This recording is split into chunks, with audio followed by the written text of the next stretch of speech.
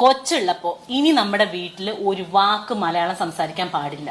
എടി നീ എത്ര വരെ പഠിച്ചിട്ടുണ്ട്? ഇപ്പൊ എന്റെ പഠിപ്പാണ് ഇപ്പൊ എല്ലാത്തിനും പ്രശ്നത്തിനും കാരണം.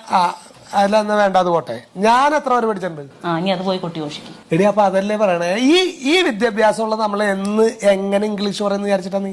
ശീതളേട്ട അപ്പൊ ഞാൻ പറയുന്നതോ എന്ത് ഇംഗ്ലീഷ് ഞാൻ പറയുന്നില്ലേ? നീ പറഞ്ഞ ഇംഗ്ലീഷാ?